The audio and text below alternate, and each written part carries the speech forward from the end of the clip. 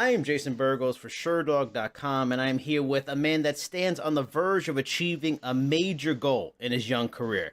He will be headlining Bellator 222. He will do this inside Madison Square Garden in the semifinals of the welterweight Grand Prix, and for all the while with the welterweight title on the line. I am talking about Bellator's resident grappling ace and another member of the storied Gracie family, the one and only, the very talented Neiman Gracie. Neiman, my man, thank you for giving me some time tonight. I really appreciate it.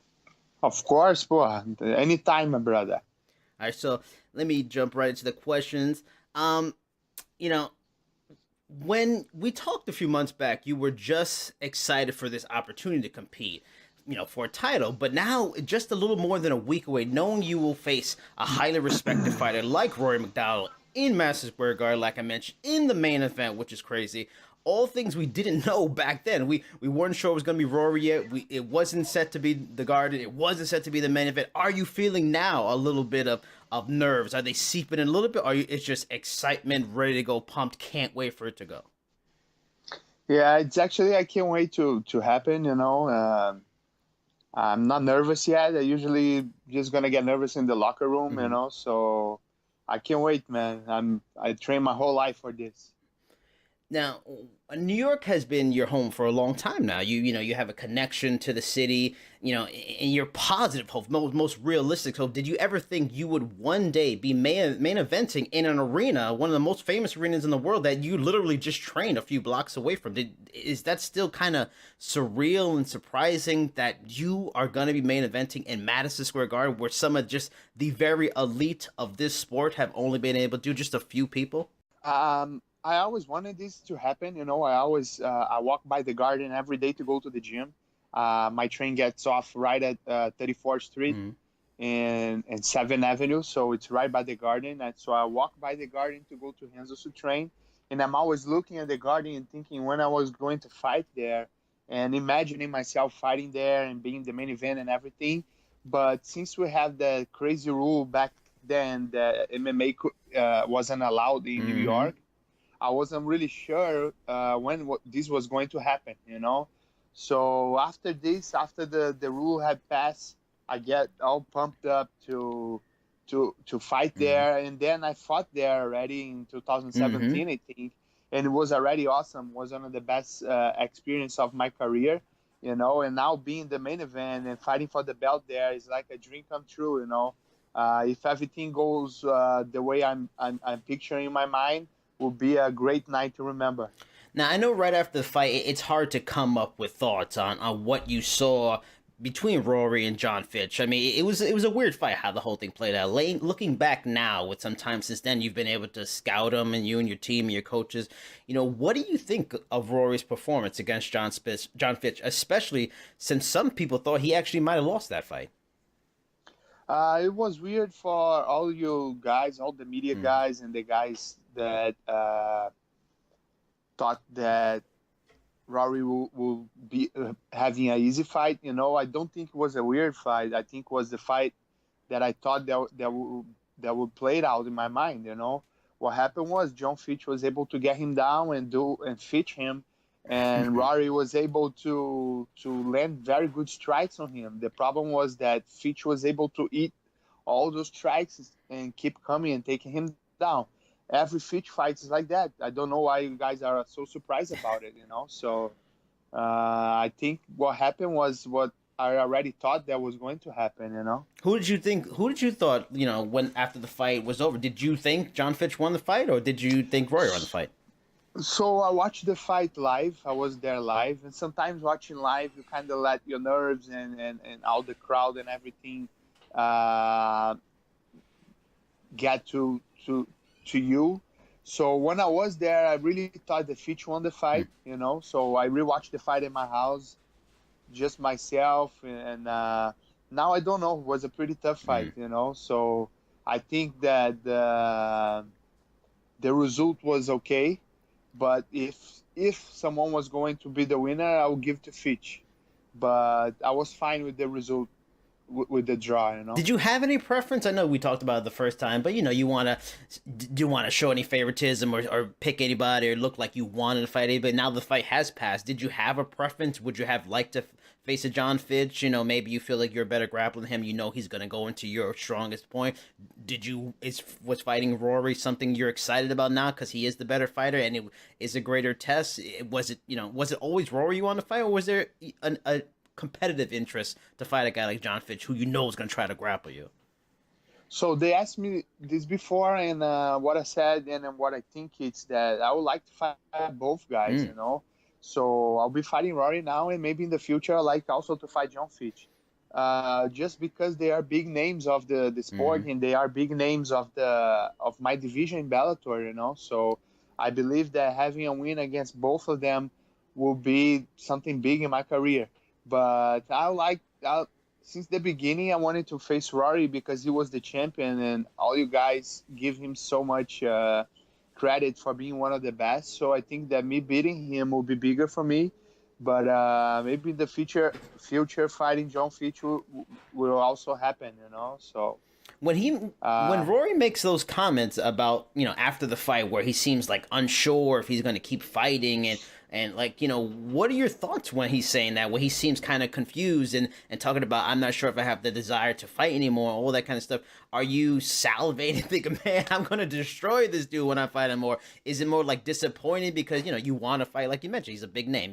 It's a big deal to fight him at his best. Or are you it's more of like how all of us in the arena or people at home were just kind of like confused? Or is it just all of those things when he's making those post-fight comments? All of those things passed through my mind, you know. In the beginning, I was like everyone else. I was a little confused. I wasn't sure if he was going to fight or not, you know. But I can kind of relate a little bit to what he's feeling, you know. Being a fighter is no joke, man. Fighting in a cage in front of millions of people, it's no joke. It's actually a crazy thing to do, you know, if you think about it, locking yourself in a cage with someone else and fighting in front of everybody. But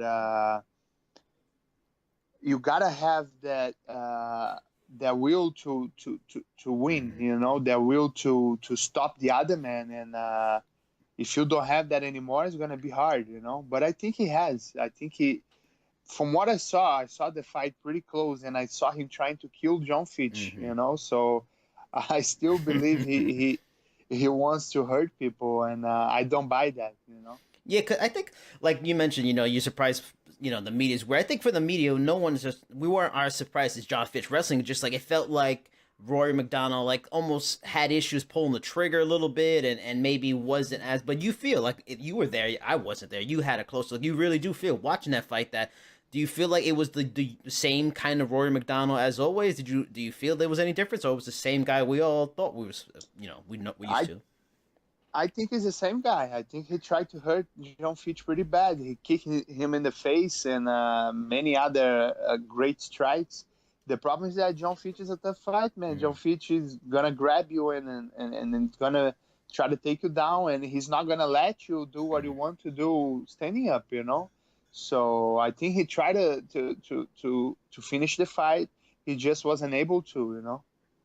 Now, what are your thoughts? Because this is going to be one of the main factors of this fight. Obviously, every fight starts standing, and Rory's probably going to prefer to have this fight standing. But your strength, as good as your strength has come, is always going to be a grappling. That's going to be a major factor because we always thought Rory's a very high-level grappler, and Fitch showed some weaknesses. What are your thoughts on Rory's grappling? It has always been a well-respected part of his game until the Fitch fight, who at 41 dominated him at points and was able to control him a lot. Are you... Were some things you took from that fight that made you think, wow, I might have a lot of advantages here? Do you see that kind of stuff, or you can't say too much because of strategy? No, actually, my strategy, everyone knows, is no secret to nobody. You know, my strategy is to take the fight down to the floor and finish with a submission. So there is no secrets on strategy. You know, I think that from what I saw is that. Maybe I'm going to be able to get those takedowns. And the difference between me and Jon Fitch is that if I take the takedown, I will go for a finish, you know. So Jon just try to stay on top of people and waiting for the time to pass by and win. And when I get on top of people, I try to finish. So I think that's the biggest difference, you know. If I'm able to get those takedowns, I think I'll be able to finish this fight, you know. Without giving away too much, obviously, when watching the Fitch fight, did you see specific moments in that fight you were like, if that was me, I would have did this and this, I could have got a submission? Did you see moments like that for him that he passed on? Yeah, a couple moments I saw, yeah. Now, this is a big jump in competition for you, of course. I mean, Ed Ruth is a good fighter, but he and you were in a similar boat in that you were both kind of guys looking for that big win as you're making your way up to the highest levels, that first major win. With Rory, you are getting, assuming his everything's normal, he's the guy that we all expect, and the badass, an elite level fighter. A guy he's well rounded, he's dangerous standing or on the ground. Have you done anything different in training for this fight? Maybe brought in some new training partners, or traveled to just maybe a different gym just to get some different looks and certain people like that in a week or so here when you're not at Henzo's downtown. Have you done anything different to prepare for Rory MacDonald? The only thing different that I did was I trained a little bit harder this time than I usually train. Usually I do like 2 sessions a day, you know, and this time I did 3. So I put one more session in, and I hope that pays off, you know. So that's the only thing different that I did. Yeah, this fight, it's a step up, definitely a step up, but that's what my career has come to, you know, man. I want to step up. I don't want to step down. So if I keep winning, I'm going to keep fighting tougher and tougher guys. And now I'm fighting the champ, and I want to be the champ. So if I want to be the champ, I got to be the best, right? So I'm ready, man. I'm ready. Now, everyone knows and reveres your family's name in this sport. Nevertheless, Gracie has not held a major MMA title in a really long time. Not in the UFC, Pride, Bellator, Strikeforce, etc. What would it mean to be the first Gracie to do that in a very long time? I mean, to me, it would make you, again, my opinion, it would make you almost as like influential as Hoist, in that you are setting kind of a new tone for the evolution of Gracie's and the Gracie name in MMA. What would it mean to you to be a champion? A major champion? It means it means a lot. You know, it means like my whole life of sacrifices and hard work, you know, and a child's dream. I've been dreaming with this moment since I was 8 years old, you know. So will mean a lot to me, man. It's gonna be awesome, you know, and I can't wait, man. I can't wait. This can be the greatest night of my life, or it can be a bad night. So I can't wait, man. Now, when I talked to you a few months back, it was after the Ed Ruth fight. So, of course, I asked you about Rory and Fitch, the possibility. Now, we've moved past that. Now, if you get past Rory, there's a possibility of Douglas Lima. You know, what were your thoughts on the MVP Douglas Lima fight? And who do you originally pick to win? Who did you think was going to win going into that fight? So when I saw the brackets of the tournament, I saw the bracket on the other side, which was Douglas' side. I thought that Douglas would be on the final already, you know. When I saw everybody out there, but we never know, man, because nobody picked me from the beginning. So maybe I can be on the final too. But he was definitely the favorite on his side of the bracket, and he cleared his path, and now he's on the final. You know, I think his fight with MVP was a really good fight, and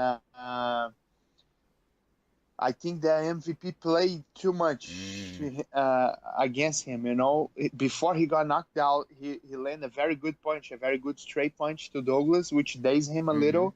And after that punch, he started jumping, and then he got caught, you know. I think when you get to a certain level, you cannot, even though his style is kind of like Anderson Silva, which is a playing style, and he hits you playing, you cannot play so much against certain on a level, you know. When you achieve a level, of course he can do his style, he can play around, but not too much. If you get past that point, it's what can happen. Just like when Anderson Silva was playing too much against Weidman, you know. They can play their game, they can do all that thing, but not too much, you know. You cannot get overconfident. Now, I mentioned, what does it mean to be a major world champion for you and your family? Now, if you assuming you can get by Rory, what does it mean to face Lima in this welterweight Grand Prix, which is going to be for $1 million? And for the Grand Prix now, if it became an all-Brazilian final, what would that mean to you, especially for Bellator, in hopes of maybe Bellator going to Brazil one day and stuff like that? What would that mean? Yeah. I think that would be the cherry on top of the cake. You know, like I'll be a champion already, and then I'm gonna win the tournament. That gonna solidify me as one of the best. You know, and it's gonna be awesome, man. And I think we got another belt at the end of the tournament, the tournament belt. So having the two belts is gonna be great, man. Now, And the money, right? oh yeah, of course. I mean, Forget about the any. money. I know you don't want to get too far ahead, but I mean, and I'm sure you're Yes. making good money and stuff like that. But any thoughts like, Yeah. if I get that million, I'm gonna buy this and this and this. Any thoughts like that? Not really, Yeah. you know. I think about, hey, man, I want to buy an apartment, but Yeah. then I think about shit. I live in Manhattan. An apartment here is what, 3 million? Yeah. So You're I gonna have have a to come to daughter, the so I Bronx need with two. me. Yeah, so I have two. I'm gonna need two bathrooms, so I cannot buy their apartment yet. So come on, they gotta step up this money, you I know. mean, you're a hip hop fan. Like, do you is it cool to get the whole champagne celebration with 50 Cent? Does that mean to you? You're not a big 50 Cent fan. No, I like his music. I like a couple of his music, not all of them. You know, of course, he's cool. You pop in a bottle Yeah. with 50 Cent. You know, it's super cool, but it's not something that like gets me like, oh man, this is crazy. You know, to tell you the truth, Yeah. it's not that crazy for Yeah. me. But of course, man, popping a bottle of 50 is always good. You know. Now, Hobson, your cousin, will be on this card making his debut as a. Oh, no, that's not his debut. His second fight Yeah. in Bellator. As far as active Gracie fighters go, you are the most experienced one competing right now. Rob Hobson is Yeah. beginning his journey. Henry is 2 fights in. Crone is back at it after a few years away. Do you feel like you have taken on that role in the family as like the Gracie face in MMA? Do the younger guys look to you for advice and guidance in this industry because you got the most experience? You're at one of the highest levels. I mean, you're kind of the guy right now. More of the media says that, Mm-hmm. but not so much in the family. I don't feel that so much, you know. But yeah, but it's great, man. You know, I think I was the first one of all of them that are fighting that really stuck with the idea of fighting as a profession and trying to be a world Mm-hmm. champion, you know. And since I think I was maybe the first one of them to start fighting professionally, I'm here first at the world title. Mm-hmm. So yeah, man, whatever I can get of experience and I can pass it on to them, I always gonna do it. You know, Hobson is closer to me because he Yeah. lives here in Manhattan. We train together every day, so I can help him more. But whatever I can help everyone else, I'm here. You Mm. know, I'm here for the family. Now, final and maybe the most important question: when you made the walk for the last fight, you once again you came out to Eric B and Rakim. One of my favorite things. I loved it. Fell in love with the moment. Now, Yeah. for this fight, biggest fight of your career, what is going to be the walkout song? Are we going to get Eric B and Rakim again? Are we going to get Tupac? You told me you like Tupac. Maybe get some Tupac. What are we going to get from Neiman Gracie in this world title fight walkout music? I'm sorry, brother. It's not gonna be a hit No, song this time, what? you know? Okay, what is it gonna be? I Yeah. still might like it. I think about it. I said, man, you know what? I think I'm gonna make that song for every fight because I used in my last two fights, the Eric B and Uh-huh. Rakim. And then I thought about other music. Maybe I thought about Nas and New York State of Mind, Okay, you know, okay. and that's a cool one. But I don't know why, man. They send me a text and say, what's gonna be your walkout song? So I wasn't sure. Then I started listening to a couple songs on Spotify and thinking, mentalizing me entering the arena, and Yeah. said, you know what, I'm gonna go with Red Hot Chili Peppers, Can't Stop. So I think I'm gonna go with this one this All time. Yeah. right. I mean, Klitschko uses it. I can't hate on that, you know. Yeah, it's not a But bad one. fighters, athletes in general are kind of superstitious. No superstition, no fears. Like, look, I went with Eric B and Rakim. Things went well. If I change it, it's Yeah. gonna mess me. No fears about that. What happened with my career is that on the beginning I thought I was going to use always the Yeah. same one, the same Yeah. music, but almost every fight I've been changing. You know, I entered before with Rage Against the Oh, Machine. okay. Then I entered before with I don't know how to say it well in English. Pharaoh Mornak. Mm. What's the name? but that one is a cool one. I forgot the name, which is pretty cool, and it's a hip hop yeah. one, And then I enter with Eric B and Rakim, but every time I'm changing, I'm trying to find the perfect one, Yeah. So I don't know which one's I gonna would be. say go run DMC down with the king because you're gonna be trying to become the Yeah, king. that's That's a where you cool gotta one. go. Yeah.